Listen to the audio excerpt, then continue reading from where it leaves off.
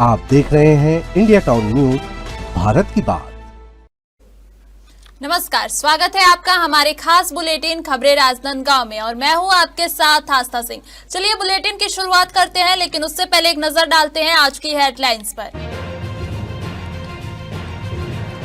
जिले में SIR अभियान रफ्तार पर 99.37% डिजिटाइजेशन पूरा, निर्वाचन रजिस्ट्रीकरण अधिकारी ने दी जानकारी।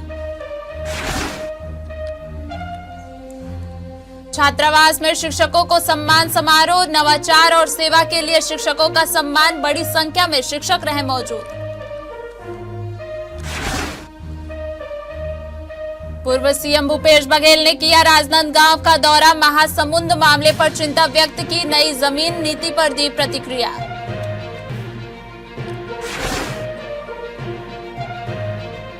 बच्चों की तीरंदाजी प्रतियोगिता संपन्न, उप मुख्यमंत्री ने विजेता खिलाड़ियों को किया सम्मानित, राजनांदगांव में युवा खिलाड़ियों ने दिखाया कौशल। उप मुख्यमंत्री का भाजपा कार्यालय में स्वागत, राजनांदगांव पहुंचे अरुण साव, कार्यकर्ताओं ने जताया उत्साह।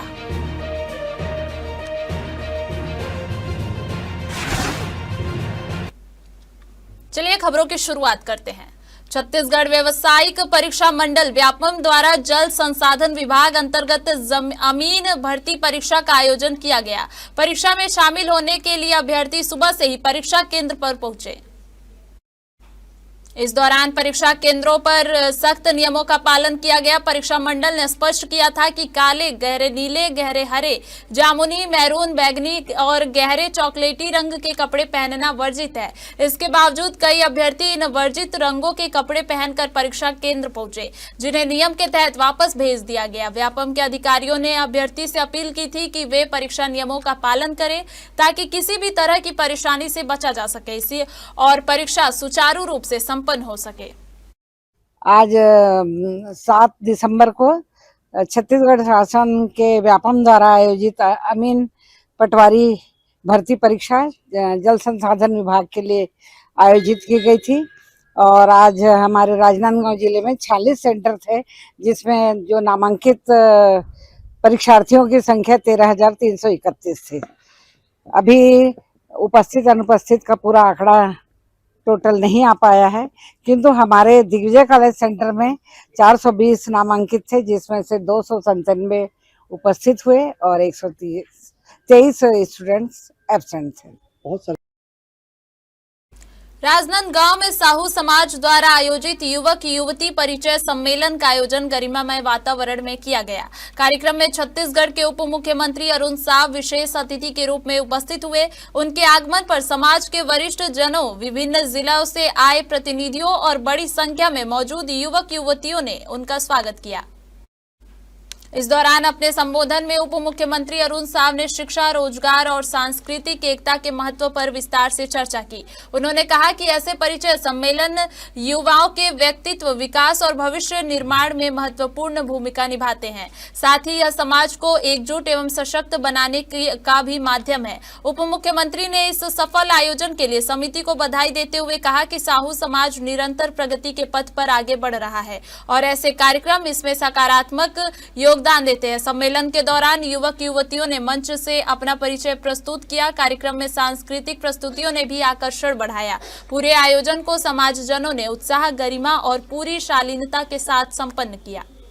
युवक युवती परिचय सम्मेलन और तहसील में जो नया गठन हुआ है उसका शपथ ग्रहण समारोह संपन्न हुआ है। समाज के सभी युवक युवतियों को बहुत बधाई और शुभकामनाएं। नए जो तहसील के पदाधिकारी निर्वाचित हुए हैं उनको बहुत बधाई और शुभकामनाएं। सब मिलकर एकजुट होकर समाज को एक सूत्र में पिरोने में और समाज के हर एक व्यक्ति को एक सूत्र में जोड़कर समाज के विकास और छत्तीसगढ़ के विकास के लिए काम करने का सभी को जरूरत है और ऐसा आग्रह किया है। सभी को बहुत बधाई, शुभकामनाएं।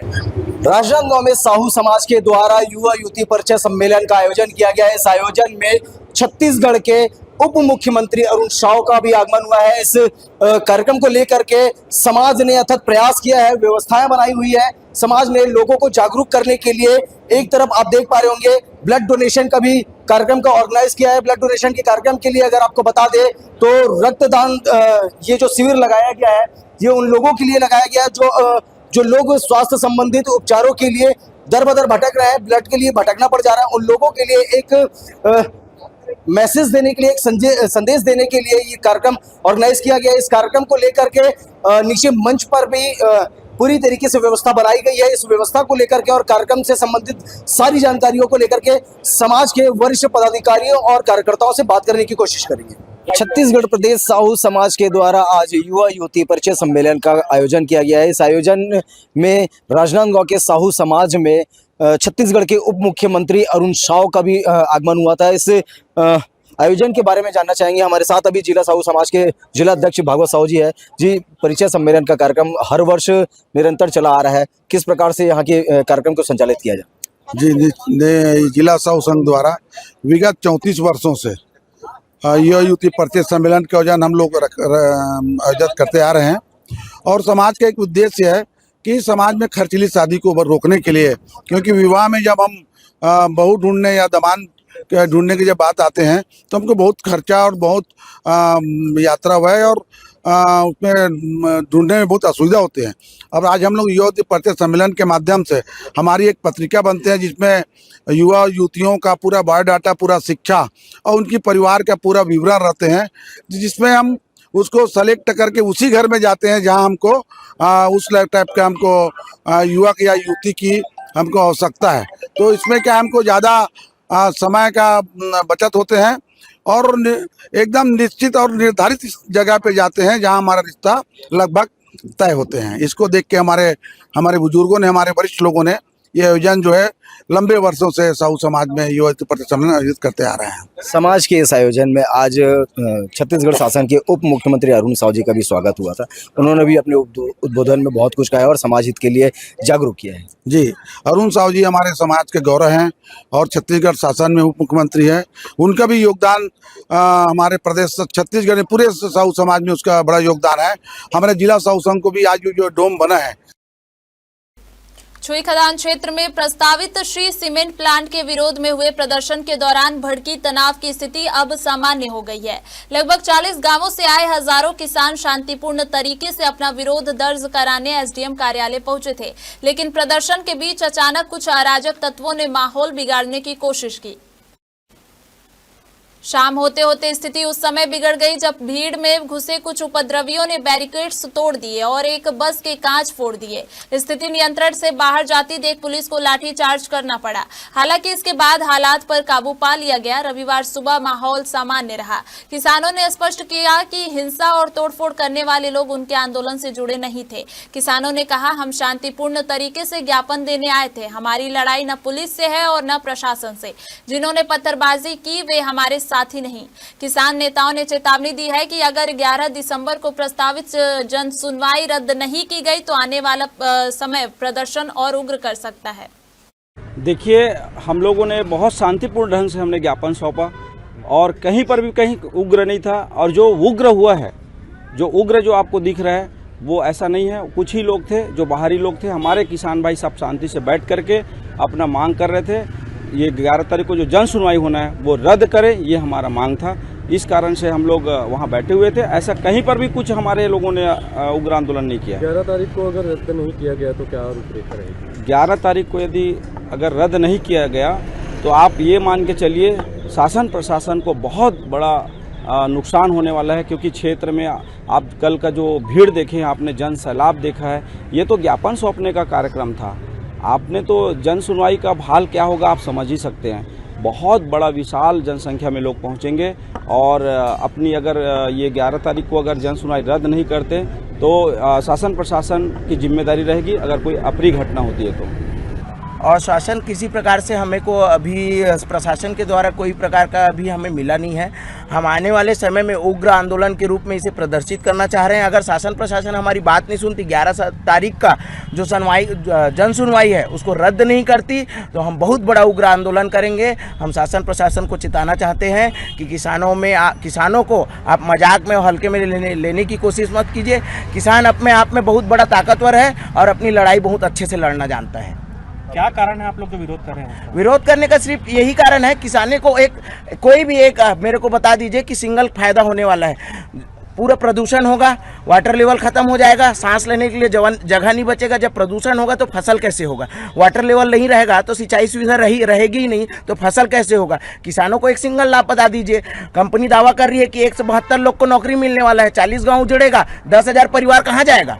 170 लोग को रोजगार देने से क्या हमारा काम खत्म हो जाएगा क्या? 170 जनसंख्या होती कितनी है? 10-20 हजार, 1 लाख से ज्यादा की जनसंख्या का वहाँ बसावट है। हम सिर्फ शासन प्रशासन से कहते हैं विकास का रास्ता ऐसे तैयार नहीं होता किसी के पेट को काट कर। खैरागढ़ छुई खदान गंडई जिले के दूरांचल क्षेत्र साल्हेवारा स्थित प्री मैट्रिक बालक छात्रावास में शिक्षकों के सम्मान में समारोह का आयोजन किया गया, जिसमें क्षेत्र भर से बड़ी संख्या में शिक्षक, शिक्षिकाएं, छात्र और गणमान्य नागरिक उपस्थित रहे। समारोह में विकास खंड छुई खदान के प्रत्येक संकुल से चयनित शिक्षक शिक्षिकाओं को शिक्षा के क्षेत्र में नवाचार, छात्र सेवा, सामुदायिक सहभागिता और शाला विकास से जुड़े उत्कृष्ट योगदान के लिए सम्मानित किया गया। इस दौरान कार्यक्रम को संबोधित करते हुए अतिथियों ने कहा कि शिक्षक समाज के निर्माता होते हैं और बच्चों के उज्जवल भविष्य की नींव परिश्रम, सेवा भाव और निरंतर नवाचार से रखते हैं। उन्होंने शिक्षकों से आग्रह किया कि वे शिक्षा के साथ साथ समाज और ग्राम विकास में भी सक्रिय भूमिका निभाते रहें। मतदाता सूची के विशेष गहन पुनरीक्षण SIR अभियान में जिले ने इस बार सराहनीय प्रगति हासिल की है। 4 नवंबर 2025 से शुरू हुए इस अभियान के तहत मतदाता सूची के डिजिटाइजेशन का कार्य लगभग पूरा हो चुका है। निर्वाचन रजिस्ट्रीकरण अधिकारी के अनुसार अब तक 99.37% कार्य पूरा हो गया है, जबकि सिर्फ 1618 प्रपत्रों का डिजिटाइजेशन बाकी है। आपको बता दें कि जिले में कुल 383 मतदान केंद्र स्थापित हैं। BLO टीमें घर घर जाकर मतदाता सत्यापन, प्रपत्र वितरण और डिजिटल संकलन का कार्य तेजी से कर रही हैं, ताकि निर्धारित अवधि में लक्ष्य को 100% पूरा किया जा सके। पूर्व निर्धारित कार्यक्रम के अनुसार यह अभियान 4 नवंबर से 4 दिसंबर तक चलना था, लेकिन प्रगति को देखते हुए इसकी अवधि बढ़ाकर 11 दिसंबर 2025 कर दी गई है। अभियान समाप्त होने के बाद 16 दिसंबर को मसौदा मतदाता सूची प्रकाशित की जाएगी। इसके बाद 16 दिसंबर 2025 से 15 जनवरी 2026 तक दावे और आपत्तियां स्वीकार की जाएंगी। सभी प्रकरणों का निस्तारण 7 फरवरी 2026 तक किया जाएगा और इसी दिन अंतिम मतदाता सूची जारी किए जाने की संभावना है। जिले में SIR कार्य की प्रगति बहुत अच्छी है।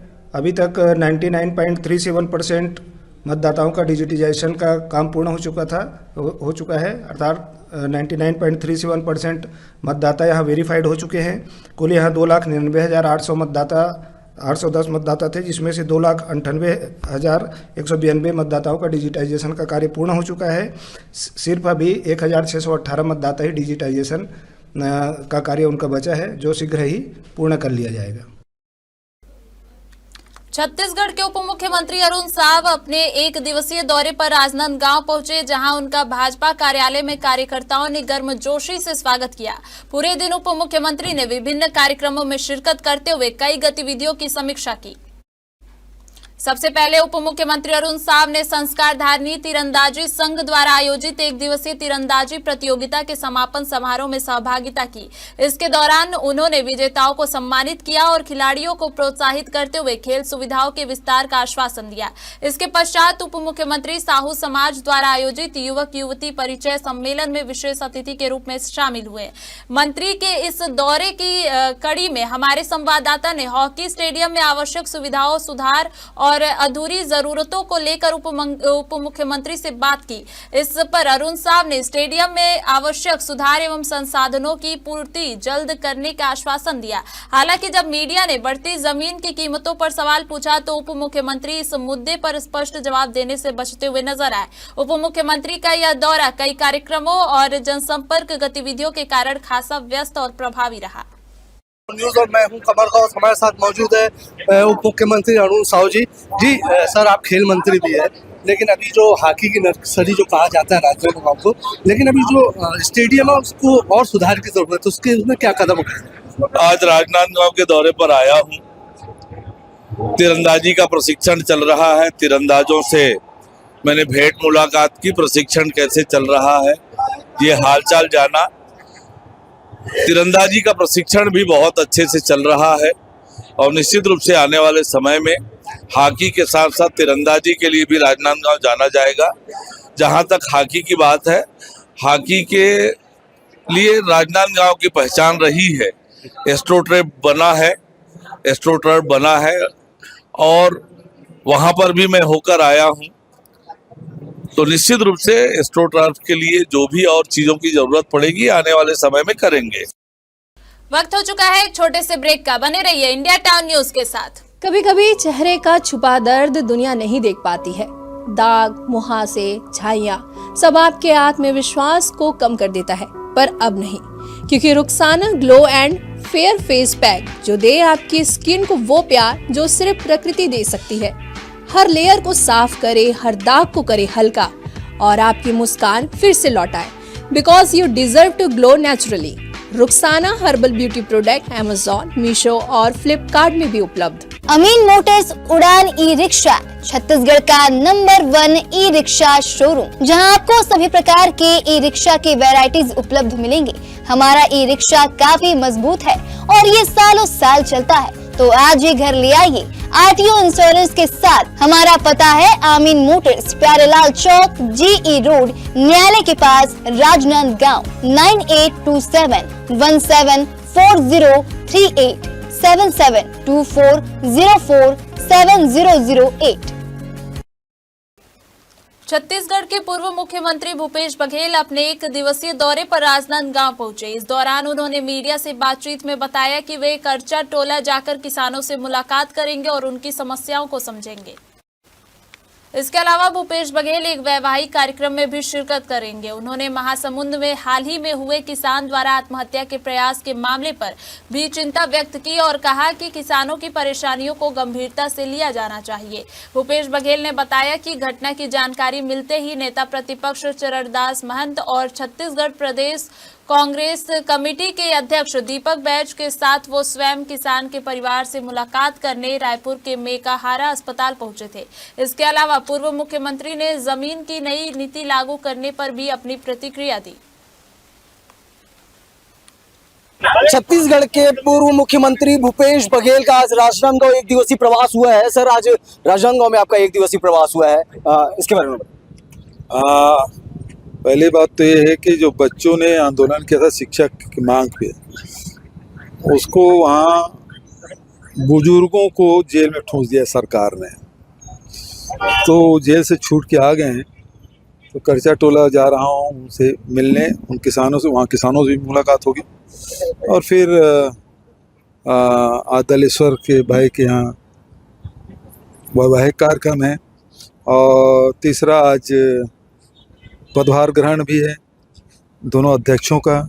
अब देखिए कहाँ कहाँ शामिल हो पाते हैं। जी, आज 15 नवंबर से धान खरीदी की शुरुआत हो चुकी है, लेकिन कहीं ना कहीं किसानों के लिए अनियमितताएं जो है सोसाइटी में काफी गंभीर रूप से देखा जा रहा है। अरे भाई, महासमुंद में एक किसान है, टोकन नहीं कटने से अपना गला काट लिया जी, और उस समाचार को दबा दिया गया। प्रदेश अध्यक्ष जी, नेता प्रतिपक्ष, हम सब लोग गए थे उससे मिलने, लेकिन कहीं खबर में नहीं है। बघेल जी, सरकार द्वारा अभी जो नीति लागू की गई है जमीन रजिस्ट्री को लेकर के, लोग काफी परेशान है उस पर। जी सर, जमीन रजिस्ट्री मामला है, काफी गंभीर विषय है, काफी लोग परेशान हो रहे हैं। जमीन का मामला केवल जमीन खरीदने बेचने वाले पर नहीं है, बल्कि ये सरकार अभी जब नगर निगम से नोटिस मिलेगा ना, तो ये जो संपत्ति कर है वो बेतहाशा वृद्धि होगी, उसका इम्पैक्ट बहुत दूरगामी होगा। सोशल मीडिया में एक मैसेज काफी वायरल हो रहा है जो छत्तीसगढ़ के सीएम को बदलने की तैयारी चल रही है, तो उनको पूछिए। छत्तीसगढ़ के उप मुख्यमंत्री अरुण साव के एक दिवसीय राजनांदगांव आगमन पर भाजपा कार्यालय में कार्यकर्ताओं ने उनका भव्य स्वागत किया। सुबह से ही कार्यालय परिसर में बड़ी संख्या में पार्टी कार्यकर्ता, पदाधिकारी और समर्थक जुट गए। कार्यक्रम में ढोल नगाड़ों की धुन और उत्साहपूर्ण नारों के बीच अरुण साव का स्वागत गरिमामय माहौल में किया गया। स्थानीय नेताओं ने उन्हें पुष्पगुच्छ भेंट कर सम्मानित किया। इस अवसर पर संगठन के विभिन्न मोर्चों के प्रतिनिधि, महिला मोर्चा, युवा मोर्चा और वरिष्ठ पदाधिकारी उपस्थित रहे। अरुण साव ने कार्यकर्ताओं का आभार व्यक्त करते हुए कहा कि प्रदेश सरकार जनता के हित में प्रतिबद्धता के साथ काम कर रही है। उन्होंने सभी कार्यकर्ताओं से संगठन को बूथ स्तर तक मजबूत बनाने का आह्वान किया। कार्यक्रम के अंत में उप मुख्यमंत्री का काफिला गर्मजोशी और शुभकामनाओं के बीच अगले कार्यक्रम स्थल की ओर रवाना हुआ। राजनांदगांव में उस समय तनाव की स्थिति बन गई जब तोमर बंधु आंदोलन में शामिल होने जा रहे राजपूत समाज के कई सदस्यों को पुलिस ने रास्ते में ही रोक लिया और हिरासत में ले लिया। प्रशासन का कहना है कि यह कार्रवाई कानून व्यवस्था के मद्देनजर की गई है, जबकि समाज के लोगों ने इसे शांतिपूर्ण आंदोलन को दबाने की कोशिश बताया है। तोमर बंधु आंदोलन में शामिल होने रायपुर जा रहे राजपूत समाज के सदस्यों को पुलिस ने राजनांदगांव में ही रोकते हुए हिरासत में ले लिया। समाज के लोग शांतिपूर्ण तरीके से आंदोलन में भाग लेने निकले थे, तभी पुलिस ने एहतियातन उन्हें रास्ते में रोककर थाने ले जाया गया। राजपूत समाज के लोगों का आरोप है कि बिना किसी पूर्व सूचना के कई सदस्यों को हिरासत में लिया गया, जिससे समाज में आक्रोश फैल गया है। उनका कहना है कि प्रशासन शांतिपूर्ण आंदोलन को रोकना चाहता है, वहीं प्रशासन का कहना है कि संभावित तनाव को रोकने के उद्देश्य से यह कदम उठाया गया है। राजपूत समाज के सदस्यों की गिरफ्तारी ने नए विवाद को जन्म दे दिया है। समाज के प्रतिनिधि प्रशासन से इस कार्रवाई का कारण जानना चाहते हैं। फिलहाल पुलिस का कहना है कि हालात सामान्य होने पर सभी को रिहा कर दिया जाएगा। इस वक्त की सबसे बड़ी खबर आपको बता रहे हैं, राजनांदगांव के बसंतपुर थाना में कर्णी सेना राजपूत समाज के पदाधिकारी और कार्यकर्ताओं को पुलिस ने अपने हिरासत में ले लिया है। आखिरकार पूरा मामला क्या है, आपको बता दें कि 11 तारीख को होने वाले आंदोलन के लिए पहले ही पुलिस मुस्तैदी दिखा रही है। जी, आप लोग को आज पुलिस ने हिरासत में ले लिया है, क्या कुछ मामला है? असल में हमारा बहुत दिनों से आंदोलन चल रहा था और आज समाज की महापंचायत थी रायपुर में। पुलिस ने जो क्या कहते हैं बीरेन सिंह तोमर को जो रास्ते में घुमाया, पैर के ऊपर पैर रख के पुलिस वालों ने उठाया और महिलाओं के साथ जो अभद्रता हुई और मारपीट हुई, इसके खिलाफ एक महापंचायत रखी गई थी जिसमें आगे की रूपरेखा बननी थी आंदोलन की। तो आज हम लोग को यहाँ पे बसंतपुर थाने में एडिशनल साहब के द्वारा यहाँ हमको डिटेन करके रखा गया है, जिसमें हम लोग रायपुर ना जा पाए। लेकिन हमारी टीम, बहुत सारी टीम बहुत सवेरे ही निकल चुकी थी वहाँ पर। हम लोग को यहाँ डिटेन कर दिया गया है और हम लोग को यहाँ बैठा के रखे हैं। राष्ट्रीय सेना के जो राष्ट्रीय अध्यक्ष है राज शेखावत जी, वो विगत कई दिनों से छत्तीसगढ़ के दौरे पर है, अलग अलग जिले जा रहे हैं, लोगों से समर्थन पा रहे हैं। क्या लगता है कि इस आंदोलन पर जिस प्रकार से आप लोगों को डिटेन करके रखा गया है, तो आप लोग आंदोलन तक के नहीं पहुंच पाएंगे, वहां स्थल तक के नहीं पहुंच पाएंगे, तो आंदोलन का रूप छोटा हो जाएगा, क्या सोचते हैं आप? नहीं, निश्चित रूप से क्या कहते हैं, चारों तरफ से क्या कहते हैं रोका जा रहा है। राजपूतों को हर जगह बैरिकेटिंग कर दी गई है, प्रशासन पहुंचने नहीं दे रहा है। पता नहीं प्रशासन क्यों, हमारी पंचायत, समाज की पंचायत थी, उसमें इतना क्यों सत्ता सरकार इतना प्रेशर में आ गई, मेरे को समझ में नहीं आती है बात। और निश्चित रूप से आज अगर क्या कहते हैं नहीं होगा तो शेखावत जी अभी यही हैं और बड़ी रूपरेखा बनेगी और उसके बाद एक नए आंदोलन की शुरुआत होगी। निश्चित रूप से हमको न्याय मिलेगा और हम ये न्याय लेके रहेंगे। क्या लगता है 11 तारीख वो एक ऐतिहासिक दिन होने वाला है रायपुर में, जो कि छत्तीसगढ़ का राजधानी है, तो क्या कहेंगे उसके लिए जो इतना बड़ा आंदोलन होने वाला है? नहीं, आज ही होने वाला, आज ही होने वाला था 7 तारीख को। अच्छा, 7 तारीख को होने वाला था और आज भी वहाँ पे भारी संख्या में पहुँच रहे हैं और मेरा अनुमान है कि 15-1000 लोग तो पहुँच ही जाएंगे। आप कितनी भी ताकत लगा लीजिए, लोग वहाँ पहुँचना चालू हो गए हैं और पहुँचेंगे। हम भी हमको अगर छोड़ा गया तो हम भी वहाँ जाएंगे यहाँ से। फिलहाल में अभी राजनांदगांव के राजपूत समाज कर्णी सेना के लोगों को, पदाधिकारियों को बसंतपुर थाने की पुलिस जो है वो डिटेन करके रख चुकी है, यहाँ अपने हिरासत में रख चुकी है। अब देखना तो ये होगा कि आज के इस आंदोलन में, रायपुर में जो होने वाले आंदोलन है, इस आंदोलन में किस प्रकार से लोग पहुंचते हैं और कितना आंदोलन जो है वो उग्र हो पाता है। क्या प्रशासन का शिकंजा कस पाते हैं लोग, प्रशासनिक अमला इस पर किस तरीके से लोगों पर कसौटे ला पाती है? छत्तीसगढ़ के उप मुख्यमंत्री अरुण साव जिले के विभिन्न कार्यक्रमों में शामिल होने राजनांदगांव पहुंचे। इसी कड़ी में संस्कारधानी तीरंदाजी संघ द्वारा आयोजित 1 दिवसीय तीरंदाजी प्रतियोगिता का समापन भी किया गया। प्रतियोगिता में जिले के कई बच्चों ने भाग लिया और अपने कौशल का प्रदर्शन किया। समापन समारोह में उप मुख्यमंत्री अरुण साव मुख्य अतिथि के रूप में उपस्थित हुए और प्रतियोगिता के विजेता खिलाड़ियों से भेंट कर उन्हें सम्मानित किया। उप मुख्यमंत्री ने खिलाड़ियों के प्रदर्शन की सराहना करते हुए उन्हें भविष्य में भी इसी तरह खेलों में सक्रिय रहने और अपने कौशल को निखारने के लिए प्रेरित किया। संस्कारधानी तीरंदाजी संघ के सदस्यों ने इस आयोजन के सफल आयोजन पर संतोष व्यक्त किया और भविष्य में भी ऐसी प्रतियोगिताओं के आयोजन की योजना बनाने की बात कही। गांव जिले के विभिन्न कार्यक्रमों में सम्मिलित होने कर आया हूँ। तीरंदाजी का ये जो ट्रेनिंग सेंटर है, यहाँ पर भी तीरंदाजी के ट्रेनिंग ले रहे सभी तीरंदाजों से मिलने का अवसर मिला, बातचीत की। बहुत प्रतिभाशाली बच्चे हैं, लगातार गोल्ड मेडल जीत रहे हैं। राहुल साहू जी, उनकी पूरी टीम, हमारे कोच लोग निःशुल्क प्रशिक्षण दे रहे हैं सुदूर अंचल के बच्चे, और उनमें बहुत प्रतिभा है। और निश्चित रूप से आने वाले समय में राजनांदगांव का नाम जिस तरह से हॉकी के क्षेत्र में है, वैसी तीरंदाजी के क्षेत्र में होगा। राज्य सरकार भी तीरंदाजी को बढ़ावा देने के लिए लगातार काम कर रही है। हमारे खास बुलेटिन खबरें राजनांदगांव में सिर्फ इतना ही। देखते रहिए इंडिया टाउन न्यूज, भारत की बात। नमस्कार। आप देख रहे हैं इंडिया टाउन न्यूज, भारत की बात।